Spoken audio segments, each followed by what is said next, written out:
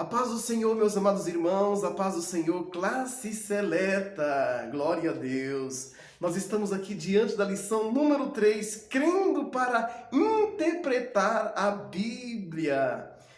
Na lição anterior, nós participamos de uma lição que diz conhecendo a Bíblia, e na outra lição, que foi a primeira lição, a lição número 1, que foi o que é crer. Glória a Deus. O que é crer, né? Que fala a respeito da fé. Foi até um dilema que a gente colocou para os irmãos entre Tiago e Paulo. Paulo fala sobre um sentido e Tiago, ele fala sobre outro sentido. Então, eles não entram em confusão. Eles não entram em atrito. Paulo fala sobre a fé genuína e Tiago fala sobre a fé simplesmente verbalizada, que ela não pode ser validada, ela não pode ser comprovada, ela não pode ser vivida. Será que é possível alguém viver uma fé simplesmente de palavras? Meus irmãos, é possível alguém viver uma fé que não tem consistência, igual aquele homem que edificou a casa sobre a areia. É uma fé que não pode ser comprovada, uma fé que não pode ser testada, é uma fé que não consegue passar, tá, querido? Mas a fé para a salvação, que Paulo diz, essa não depende de atitudes, não, porque é a fé na pessoa, no sacrifício de Cristo, é a crença que te torna salvo, que te torna livre. Mas algumas pessoas têm problema com esse aí.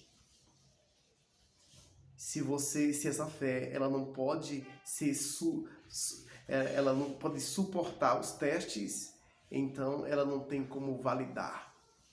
Não tem como validar ela. Mas vamos lá. Um texto que eu desejo trazer para os irmãos é o texto base que diz assim: nenhuma profecia da Escritura é de particular interpretação, porque a profecia nunca foi produzida por vontade do homem algum, mas os homens santos de Deus falaram inspirado pelo Espírito Santo.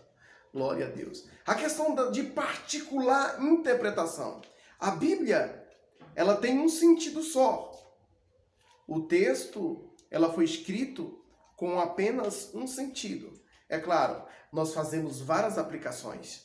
Quantas vezes aquele texto se encaixa nas nossas vidas, nós recebemos para a nossa vida aquilo que é falado para aquela época, nós recebemos também para nossas vidas, no nosso cotidiano, no momento que nós estamos vivendo, e termina se aplicando de forma diferente.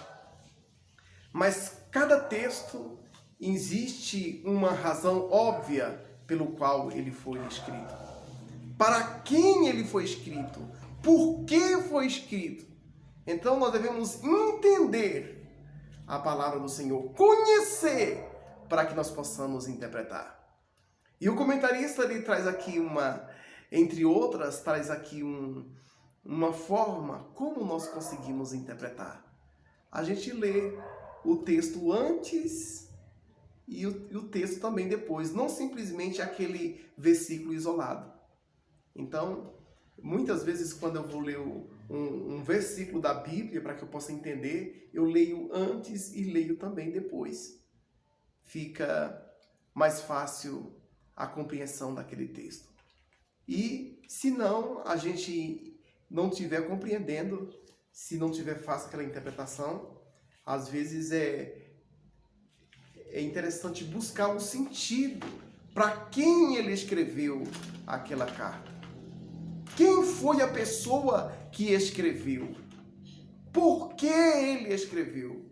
E é bom também que seja quando foi que ele escreveu.